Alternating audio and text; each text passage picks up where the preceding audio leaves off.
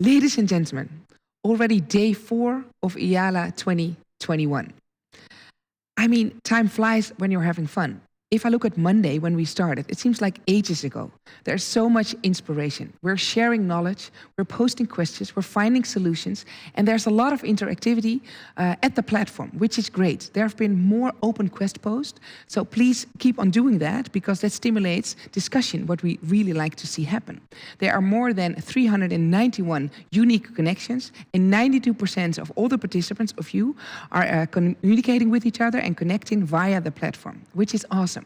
And yesterday we asked you to send in a selfie because so we can see where you're at while watching the show. And we've got a couple of more for you.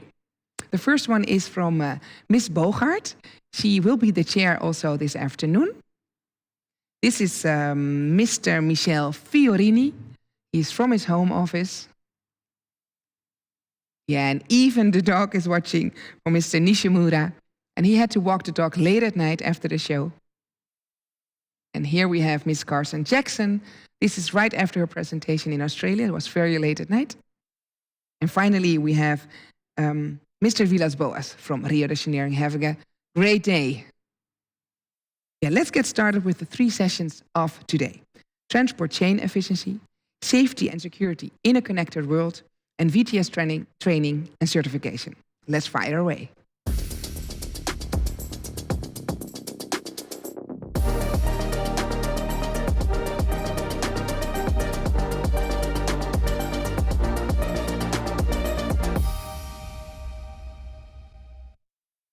Ladies and gentlemen, we're about to start with the first session. And by now you know that you can post your question in the live chat during the live session. And we have dial-in and pre-recorded session, but that doesn't matter because we have our own host at the chat desk, Mr. Maarten Berrevoets, and he will make sure that the question come to the right appropriate speaker. Maarten, are you ready for day 4? I'm ready for day 4. Good. And what will happen if participants have a question after the closing tomorrow? It won't be any problem. The network will be available till the 1st of July. So I'm looking forward to the questions in the chat and we'll get them to you. Perfect. Thank you very much, Maarten. Hey. This session, Transport Chain Efficiency, will be chaired by Mr. Dirk Eckhoff. He started his working career as a project engineer at the German Space Operations Center. As from 2000, Mr. Eckhoff is specialized in VTS. In 2002, he became IALA VTS Committee participant in technology, VTM, and VTS strategy working groups. As from 2018, he is active as vice chair of IALA VTS Committee, and recently, in 2020, he became active head of Maritime, Traffic Technology and Telematics Division. Mr. Eckhoff, how are you doing? Oh, I'm fine, thank you. Yeah, you're already in the show, welcome. Are you having a good time so far? Yeah, I've had a great time up to now. And I hope that will go on that way. Yeah, it seems like you were going to say up till now, and now it's going to change. No, it's not going to change. You'll have a good afternoon with 3 great speakers. So I would suggest that you will go ahead and introduce them. Yes, okay. Thank you very much. Yeah, transport chain efficiency. The core reason for these, for transport at all, is the core reason for VTS and e-navigation efforts are the transport of cargo. The harmonization triggered by e-navigation will help us to make transport safer, more efficient and environmental friendly. But to make this transport chain more efficient, the links must be efficient, and also the connections to the other links in the transport chains must be efficient. Right now, today, we have the advantage that we have representatives of these links. The first one is Mr. Anders Johansson. He will tell us about the he will take the part of the seagoing traffic and report about the sea traffic management. But first, he will tell us in his topic, Changing the World of VTS from analog binoculars to digital decision, increasing capacity and accuracy. He will report about 4 research projects. Our second speaker will be Mr. Michael Bergman. He's presenting the link to the port. We can call him Mr. Port CDM himself. His presentation on port collaborative decision-making concept, he will suggest that the amount of data available through digitalization will be to be converted to be digestible information for the maritime actors. Only data sharing and collaboration can lead to intelligent decision-making to achieve the benefits. And our third speaker, that will be Mr. Qiu Binzheng from China. He will round up the session by a report about the progress and prospect on e-navigation of China MSA. He will tell us about the development of e-navigation test beds in China, concept of intelligent shipping, and intelligent navigation services based on e-navigation. So now our first speaker, Mr. Anders Johnson. He is Senior Advisor VTS-SC of the Research and Innovation Department of the Swedish Space Administration. He is born in 1968, working for the Swedish administration since 1995. He is Master Mariner. He has also master degrees in women's history. He is a former VTS operator as well as a former VTS training officer responsible for training in the national training of VTS training in the Swedish Maritime Administration. And now he is Senior Advisor at Research and Innovation Department of the Swedish Maritime Administration, participating in all research projects that encompasses VTS or any communication between vessel and shore. Mr. Anderson, it's your floor. Mr. Johannesson, sorry. Thank you. Well, jolly good morning, everybody. I am trying desperately to get my internet clicker to work, and now I can see my presentation. That is good. And I'll just try to switch page. Doesn't seem to work. Okay. Is it possible if I just say please or something like it? Will that work? Yeah, that would be great. If you can mention next slide, then we will click for you. Is that correct? Is that okay? Right. Yeah. Okay. Thank you. Let's do it that way. Thank you so much. You're welcome. Enjoy. I'm feeling much better. Okay. Good. No sweat. Just going, give a presentation. Yeah. Thank you. Yeah. The other day, I met with one of the officials from the human resources of the Swedish Maritime Administration. Well, the other day, it was like 5 or 6 years ago. But anyway, he said, Anders, the easiest thing you can do, that is to interview people, because people love to talk about themselves. And even easier is it if you are to interview them about their work, about their job, because they love to talk about that even more than they love to talk about themselves. So when I got the question if I could present at this event, I decided to make it easy for myself. I will talk about my work. And more specific, I will talk about 4 research projects that I'm involved in. Two of them are artificial intelligence projects. One has more to do with air traffic control, comparing eye tracking methods used in air traffic control and putting them to a VTS context. And last but not least, I will talk briefly about STM, that is our flagship in the Swedish Maritime Administration, the sea traffic management. But first, we will start with a little bit of AI, artificial intelligence. Please. Right? And I think that we will have to start with a little bit of a definition. What do I mean with artificial intelligence in this context? And we will start with the role model, the origin of all intelligence, I would say, the VTS operator. And you can see him up in the corner there. His name is Johan. Now, if we try to summarize, what is it that a VTS operator does, if we take it very short? Well, I would say that there are sort of three phases, three sections of it. And the first one is that he looks at his system and he sees what is happening and he understands what is happening.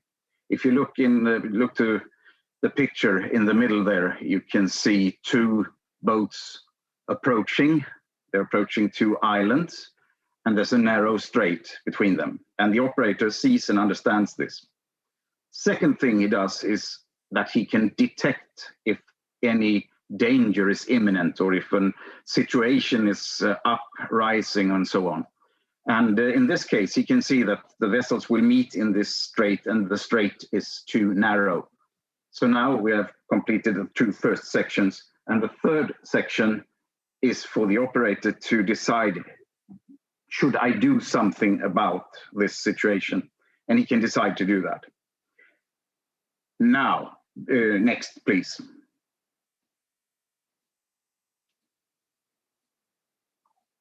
Right. Next slide, please. Good. Now, can we teach the machine, the computer, the VTS system to do what Johan is doing? Well, I think we can say yes. We saw a very nice presentation on Tuesday by Mr. Dmitry Rostovtsin from Wärtsilä, and also other manufacturers of VTS software like Kongsberg and, several others are making applications that work with this AI, and it works in pretty much the same way as the operator does. The core is the machine, the system, and then it takes in a lot of information from all sorts of sensors like AIS, radar, and so on, and then it presents something to the VTS operator.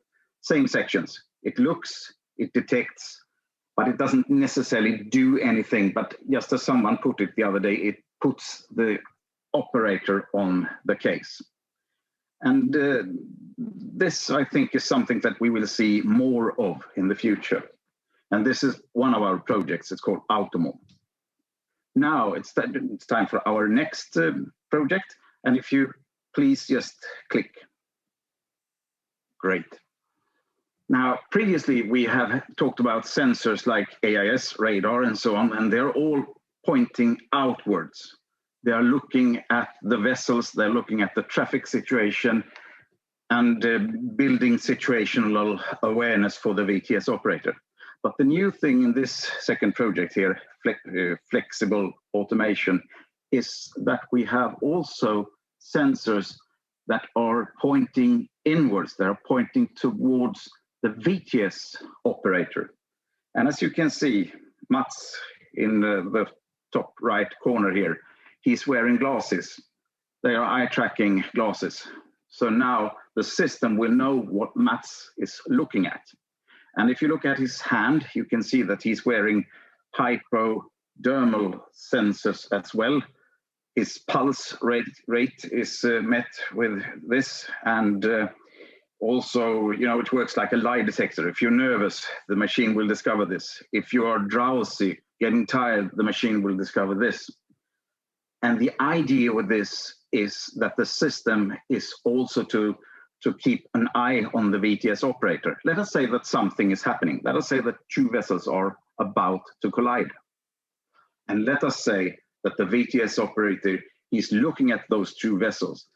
His pulse is high, he's really on the case, he's on his toes, he's doing his absolute best he can to prevent this accident. Then the F-auto is to keep quiet.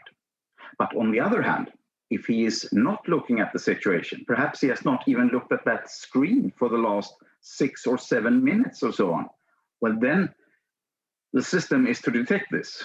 And as a virtual colleague, the system is to tap Mats on the shoulder and say, hey, buddy, have a look here. This doesn't look good.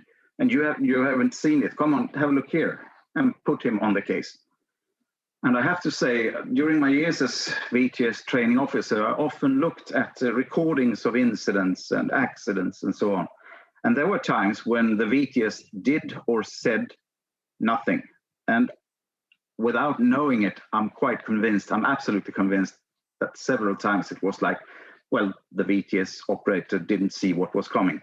And if one can prevent things like that with a system like this, that would be very good. Next, please. Right. When presenting this last project, I often get questions. That is natural. And the first question is often, well, don't you think that this is just a little bit too awkward? And that was actually the first question that I asked when I started working in this project. And was a woman there, I know her since many years, and she said, well, Anders, perhaps this is too weird, perhaps it is too awkward. But then again, the university here in Linköping, they have made decision-making tools like this in a medical healthcare context. And she said, if it is possible to make decision-making tools for surgeons, perhaps it is possible to make it for VTS operators as well. And I said, no, that's a totally different thing. Anyway, I'm not sure if the university at Linköping are the only ones working with this type of, features, or call it whatever, in the systems, VTS systems, but I haven't heard of anyone else. So I believe that this is something fairly new, at least. Please click. Okay, so now we leave the artificial intelligence behind us, and we move over to next project. It's called Reskill. And that is something that we have been doing in cooperation with aviation or air traffic control. And in air traffic control, I would say that they are very, very interested in using eye tracking as a method for a lot of things, really. Measuring workload, finding out what is best practice, and so on and so forth. So please click. So we took a paper written by some, well, you can see the names of them there, perhaps some 6 or 7 researchers. They're from the aviation side of the Linköping University. And we said, let's try if we can do the same things that you have done in aviation air traffic control in VTS instead. Let us just try what we can find out, what we can see, if it is any good or if it's useless. So please click. What you can see here is a screen from a VTS system, and the white circle there, I don't know, perhaps it's hard for you to see, but anyway, the white circle surrounds a vessel, and this indicates where the VTS operator is looking right now, this moment. To the left of this, you can see a red line like a Z or something like it. And this one shows what the operator looked at before, how he got to this place.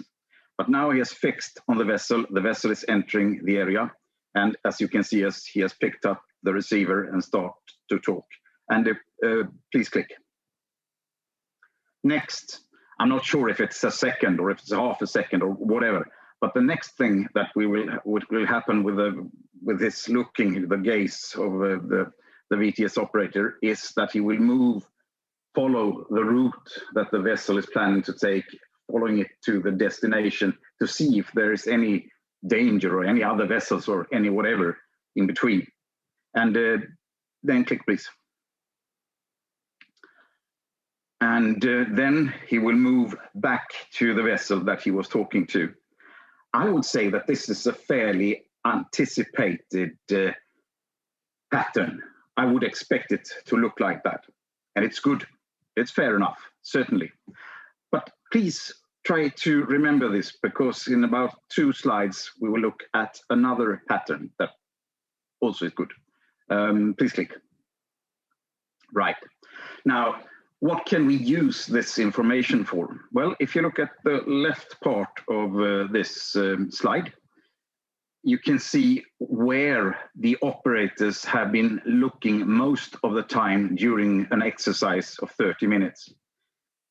And that is a little bit interesting, I think, because I think that we all experienced VTS operators. We have our ideas what areas are dangerous, which are not dangerous, and so on. And comparing our experience to where they actually looked, well, if it's the same place, then we know something. If it differs, well, then we'll have to think perhaps something has changed the last 5, 10, or 20 years ago. Perhaps best practice as it was 5 years ago is no longer practice, or perhaps it is, or perhaps the VTS operator is looking at the wrong spots. But given this material, we can discuss things like this.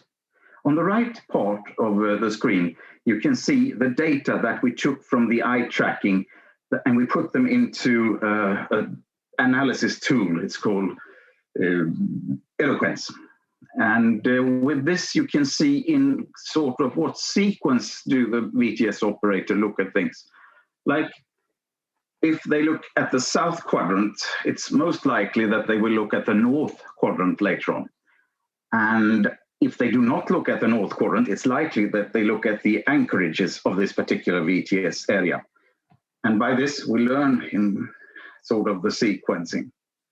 Okay, I think we take next, please. Now, what can we use this information for? Can it be used for anything? I would say yes. As I mentioned previously, in the air traffic control domain, they use it for a lot of things. And I think that for us interested in training VTS operators, finding best practices, that is perhaps the most interesting part.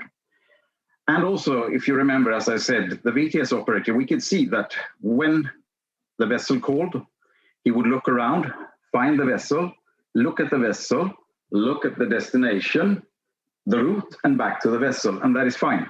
But even better, to my mind, it's just to my mind, even better is if the operator would have looked at the vessel before the vessel calls, because then he or she would really, really sound on her toes.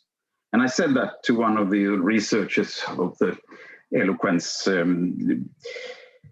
analysis tool, and she said, if you look down here, right corner, you can see exactly the behavior that you were asking for in exactly this situation. This is something that is, to my mind, is good.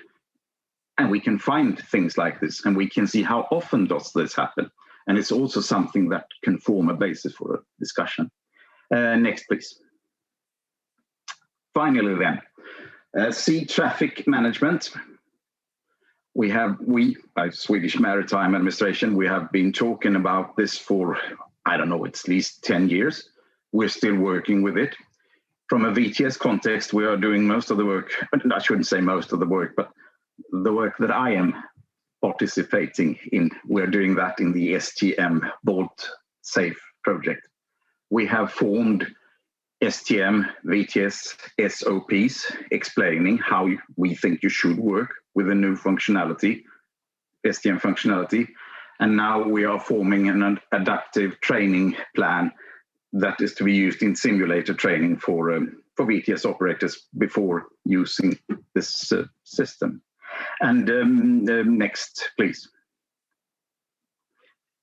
So, thank you very much for listening. And it's kind of short, kind of brief, but if any one of you would be interested in any of the projects I've been talking about, then please contact me and we'll talk further about it. Thank you. Thank you for being here. And if you would like to chat, there is a live chat going on next to the live stream. So then people can ask you a question already. But we will get back to that later on. Thank you. I will give the floor back to Mr. Eckhoff for introducing the next speaker. Yeah, Mr. Jonassen, thank you for the great presentation. Very interesting to see the other direction and what will come out of that, watching the VTS operator. Yeah, now to our next presentator is Mr. Michael Bergman. He is giving a presentation on the port collaborative decision-making project. Mr. Michael Bergman has a software engineering background and large experience in the aviation. Mr. Bergman started in 2005 working with governmental organization and industry to change the maritime market to improve navigation and efficiency. He owns a maritime consultancy company, support the German IMO work and contributes to IHO, IALA, IEC and others. Mr. Bergman was CIRM CERM president from 2013 to 2018. He has a fellowship of the Royal Institute of Navigation in London, UK, and associated fellow of the Nautical Institute. In 2017, Mr. Bergman initiated the International Port CDM Council, and he serves as a secretary. He is author of various articles and publications. Mr. Bergman holds a master degree in business administration of the University of Liverpool, UK, and a master degree of educational theory, theology, psychology,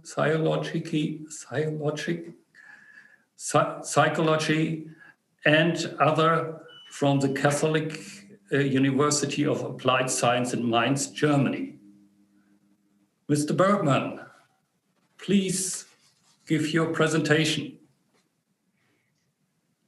Thank you very much. So first of all, thanks, Anders, for the prior presentation. And I will talk a bit about the port collaborative decision-making, which is actually evolving out of the STM validation project. So they are very good links. So, but let's start to go ahead. One thing what we heard over the last couple of days always is that digitization is key for us going forward. Only digitization will help us to manage the things which are coming up on us, either in VTS or on the ships in the future. Connectivity is something we heard yesterday about, and it's becoming more or less paramount for us. But what is interesting is that we have more and more initiatives which are trying to elaborate on the directions we are going. And we have heard about the tree and the forest from Jan-Hendrik Oldman earlier in our presentation. That is something which I also will allude to. So when we take a look what is going on in the world in digitization, we have all kinds of different organizations, BIMCO, Intertanko, IMO, and others. And first and foremost, IALA working also on these aspects building guidelines and trying to help moving maritime in the digital age in Maritime 4.0. The problem is sometimes that these initiatives are working in parallel and not necessarily coordinated. That's something which we will have to address in the future under the auspices of IALA, but also of IMO for the regulations, IAJO for other standards. When we take a look to data streams coming up, we see more and more interesting data being made available, which can help us to get a better situational awareness. But as you see in this slide, there may be more coming that it sometimes is confusing, because more and more data means more and more things need to be realized by the persons which needs to get this situational awareness. Those data streams but need to reach the end user first. In order to reach the end user in the STM validation project and following on with the Maritime Connectivity Platform Council, we are working on developing and establishing the Maritime Connectivity Platform. We also heard that earlier in the IALA Symposium, and those of you which have joined the Digital at Sea webinar yesterday have also heard about the Maritime Connectivity Platform and how it is used both in Europe as well as in Korea and elsewhere. The Maritime Connectivity Platform is an interesting concept, and it is intended to create a secure way of exchanging information. And one of the data which is exchanged during that platform is the S211, the port call message format, which has been implemented as port call message format in the STM validation project, and then being further developed in the International Port CDM Council, and then adopted by IALA in the S211 standard, which is part of the IAJO GI registry and the IMO Common Maritime Data Structure. The connectivity with MCP is no longer just a theoretical thing. It's already implemented in various areas. We have heard before about the Korean initiative. Finland is working on it. In Europe, they're working on it. And I just want to highlight that also industry players like marine fields are developing implementations of the Maritime Connectivity Platform to allow sharing of the necessary information between ships and shore in light of e-navigation and in support of the work which has to be done in VTS.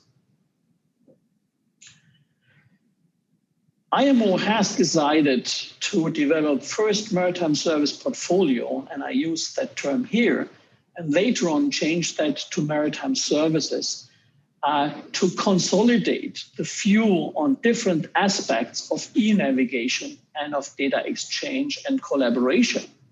16 of those maritime services are being identified and are being documented by IMO FAL and the Harmonization Group for Data, Expert Group Harmonization for Data. We have heard before that especially the first three are of very much importance for the VTS arena and for IALA as such. But I will talk today a bit focus on MSP4. Now, the problem which I try to highlight is that more data is a good thing as we are getting more information to make smarter decisions. But more data can also lead to less situational awareness. As we are getting more and more information, we can be overloaded with data and can no longer really digest what is important for us. So as we have seen in the prior presentation from Anders, the eye tracking shows you where is the VTS operator looking at. They may look in the wrong arena. we need to make sure that they understand in which direction they need to look to gain the necessary information. So what we really need to do, we need to convert data into information. What do I mean with that? Data is just facts. Only if we convert that into information, we can digest that, which allows us to gain the necessary knowledge, to make intelligent decisions and be competent at the job we are doing. So the conversion from data in information is essential. A good example for visualization of a growing amount of data are the GIS tools available. For example, in these here from Hexagon, GIS visualization, and which allows you to see what is going on, getting a better situational awareness by getting more and more information available to you and digestible for you. Now, going back to MS4, what I initially said a few slides before, the International Port CDM Council focuses on the port support service, internal and external collaboration in the port. And it is mentioned in the IMO MS4 definition. Port collaborative decision-making, Port CDM, as governed by International Port CDM Council, is using data streams, developing S211 data standard from IALA, and is defining how the collaboration works, and is giving guidelines for ports to increase efficiency by collaborating and data sharing.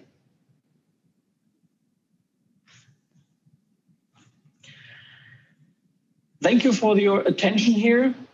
Finally, I want to say Port CDM is not only an initiative which is theoretically, we have implementations of Port CDM. We have heard those before. We also see that in ports like Limassol, Valencia, or others. So thank you very much for your attention. And if you need more information, please let me know or use the chat for asking questions. Thank you. Thank you, Mr. Bergman, for this interesting topic. And please stay with us for the chat and for some questions that might be coming up. Thank you very much. Back to you, Mr. Eckhoff.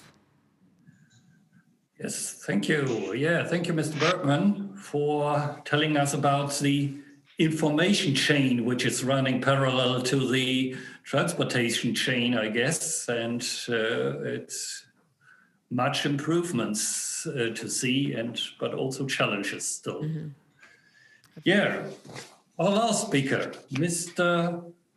Bijing from the China Maritime Safety Administration. Mr. Bijing graduated from the Nanjing University in 1992 in the field of Earth and Ocean Science. He has served the China Maritime Safety Administration for almost 30 years, and now as Director of Aids to Navigation, Hydrography, and Maritime Communication Division. He has the responsibility for organizing, promoting, and implementing activities such as AIS base stations, e-navigation, engineering, and etc. Mr. Bijing, the floor is yours. Good morning, afternoon, and evening, ladies and gentlemen. Due to an emergency situation, Mr. Xu Bingsheng is now on an unexpected business trip several hours ago, and which makes him cannot attend tonight's meeting. And he entrusted me to give the speech tonight. And Mr. Xu also apologize for the absence for tonight and wish the 14th IALA Symposium success. But thank you for being with us. Thank you for doing this presentation instead of Mr. Wing Chang. Xu, thank you very much. Okay, thank you very much. So back to the topic. It's a pleasure to share some ideas regarding the e-navigation development of China Maritime Safety Administration. So the presentation today, you will be divided into 6 sections through which you will see our efforts of the development of e-navigation taskbeds of China. And regarding the topic, my keywords accordingly will be the development difficulties or problems and the proposed solutions. So first of all, here's a brief introduction of the development of e-navigation in China. Since 2005, e-navigation concept definition and the proposals were raised by IALA, IHO, IMO, and other international organizations. China MSA has always been actively engaged in the e-navigation related studies and the testbeds development. In 2014, China MSA published implementation plan about e-navigation. 4 main e-navigation testbeds have been successively completed, including the Yangshan Port, Tianjin Port, and the Great Bay areas and the Yangtze River estuary. So secondly, I will show you the efforts of these e-navigation testbeds in China. In 2009, China MSA completed the e-navigation strategy research report in 2010 and 2015.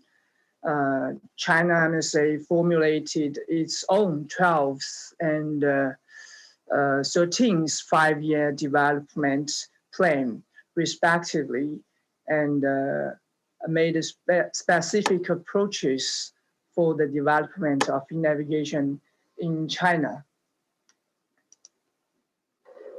In line with the SIP, China MSA has carried out the development of e-navigation testbeds since 2014 and successfully completed them in Yangshan Port, Tianjin Port, the Great Bay area, and the Yangtze River estuary. So the Shanghai Yangshan Port e-navigation testbed has started in 2014 and completed in 2016. It concludes the Yangshan Port Beidou course system, the solid-state digital radar system. Moreover, the hydrographic and the meteorologic visibility monitoring information system and shipborne navigation system, etc. So the e-navigation testbed of Tianjin Port was initiated in 2015 and completed in 2017. This project developed a pair of multifunction buoys to collect the real-time hydrographic information, then transmit these information through 4G networks to the ships which is sailing in this Tianjin Port and the related VTS area. So as the Great Bay Area e-navigation project, which was started in 2016 and started operation in 2019. Now it is under continuous development in accordance with the IHO S100 data mode and IALA Guideline 1128. The project developed 11 types of e-navigation technology services, including 91 service operations, which provide information about route planning, maritime safety information, hydrological and meteorological information, port scheme and the locage plan, etc., on ECS, or sometimes on the smartphone apps and so on. The number of the monthly active users of this testbed has reached more than 14,000, and the daily active users has exceeded 3,000, and the service interface has been called more than 400 million times. In part 3, I will show more details regarding the e-navigation testbed in Yangtze River estuary.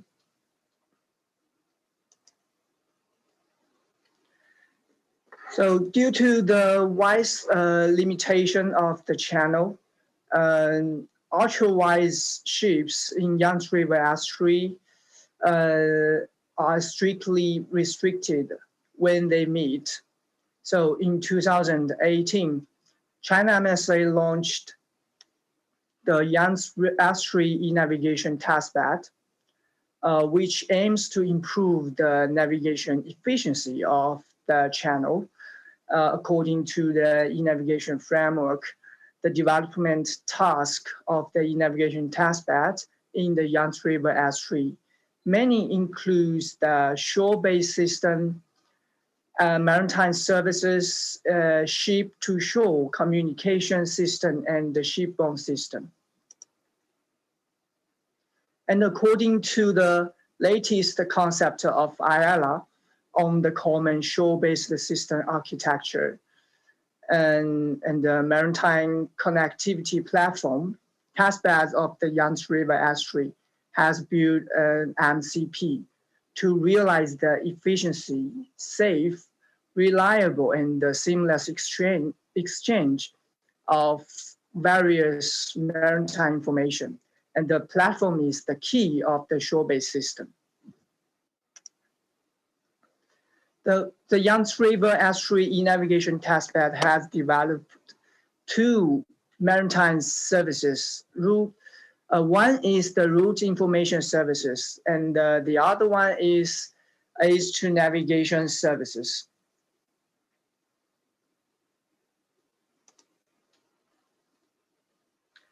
So with the route information service and the aids to navigation services provided by the e-navigation system, ultra-wide ship realize two-way intersection has, as a result, in the efficiency of the channel has been improved greatly.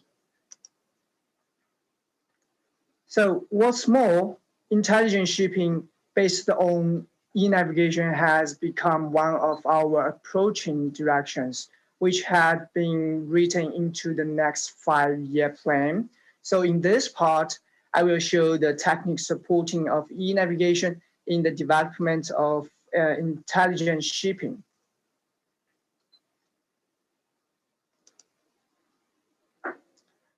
So intelligent shipping is composed of 5 parts according to our studies.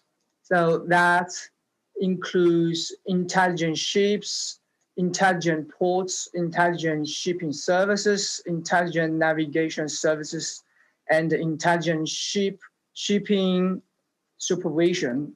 These 5 parts interact and correlated with each other to form an intelligent shipping system. Since the development of e-navigation, a relatively mature technical system has been formed, which can provide technical support for the development of intelligent shipping in the following aspects, and they are data standard, system architectures, maritime services, shipborne system, and infrastructure. Generally speaking, e-navigation provides the technical support for the development of intelligent shipping, and the development of intelligent shipping also brings new impetus to e-navigation. So just like the key to a ship, without an intelligent navigation services system, the intelligent shipping will not be achieved. So that an intelligent navigation services plan based on e-navigation have been made.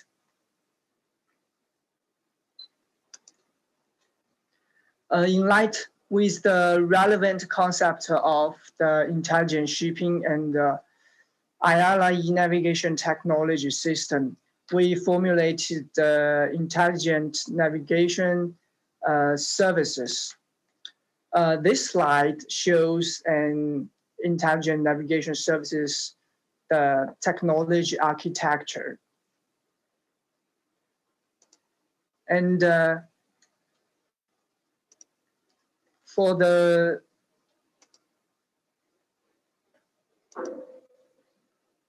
so we can see the development of the shore-based infrastructure. The first steps to build the shore-based infrastructure, these are three main parts of shore-based infrastructure construction, which includes navigation environment, information collection system, high precision navigation and positioning system, and the construction of broadband communication system on water. After that, an e-navigation data center with integrated maritime data and establishment of an e-navigation maritime connectivity platform is also needed. Lastly, in accordance with the IMO's definition of digital maritime services and IALA guideline G1128, research and develop maritime services based on the use-oriented principles, so as to provide various users with international standards, digital and intelligent e-navigation services. And finally, the conclusion is that as the implementation task of these e-navigation projects mentioned above, China MSA will build an intelligent navigation services system and intelligent shipping system gradually. This system can provide various users with comprehensive digital and intelligent e-navigation application services. China MSA is willing to work closely with the maritime authorities all around the world to promote the further research and application of e-navigation. And that's all. And thank you for your attention. Thank you very much. You were a perfect substitute for Mr. Bing-Cheng Xu. Thank you for being with us. Thank you. Thank you very much. And please stay with us for some more questions coming up later on. Okay. Thank you. Yeah, thank you. Back to you, Mr. Eckhoff. What do you think of the final presentation? Oh, great. I'm always surprised how many projects are running in China, and these test beds parallelly running, and it's always great to see. Also, the access to the test beds, the numbers with thousands of users and access to the platform and so forth. That is really surprising and astonishing. And it's so great that we now get the chance to share this information with so many people and talk about it. Yeah, that is the advantage on this symposium, that we right now know what is going on in the world, and when we started this week, I got the feeling that we have a kind of puzzle with thousands of pieces, but finally I figured out that I see the bigger picture, and Nice. I can see that we are almost at the edge of implementing the services which we harmonized the last years. And so for you, the puzzle comes really together a good little progress. bit. Sorry? So the puzzle comes together a little bit for you. Puzzle comes together, yes. And do you see more challenges in the future or more opportunities in the future? Yeah, I also see, of course, challenges. We heard about that, that we have right now the technology available to make many features possible. But we also have to face the challenge that we have to adopt the operation and training to this, or better, the other way around, to adopt the tools we achieve with these harmonization and digitalization, that they fit to the user's need. Okay, so let's get started with some questions. We have some questions for our guest. Great to have you here, everybody. Can you please all unmute your microphone so you can talk also with each other and respond? First, I have a question for Mr. Johannessen. How many VTS operators did you do this research to, and did you see significant differences between the VTS operators' observation patterns? We only used 2 VTS operators. Okay. And I must emphasize that this was a very small study, and the purpose of the study was to find out if we can see anything, any result at all, or perhaps the VTS environment was too small, 2 small screens too close to each other, if you compare to air traffic control where they have big towers. So we just really wanted to see if we could see anything. So it was 2 operators. Okay. And how might this work you've done feed into future work on VTS training? I definitely think, I'm absolutely convinced that there is something in this method that can be used and that can enrich VTS and VTS training. I'm absolutely sure. But what it takes someone like, for instance, Mrs. Gillian Carson Jackson, someone who works with this, who has a platform, who has courses in VTS, who has students and so on, so that you can start to practice it. That is what it takes. And I think it will have an impact on the future, yes. Oh yeah, I think so too. Mr. Bergman, with such rapid developments, has the time come for us to take stock and reconsider the division of maritime services? Well, of course, and I already put it in the chat. I think it is time to do that. It has been a long time when IMO has actually built the definitions of 16 MSPs and then converted that in MS.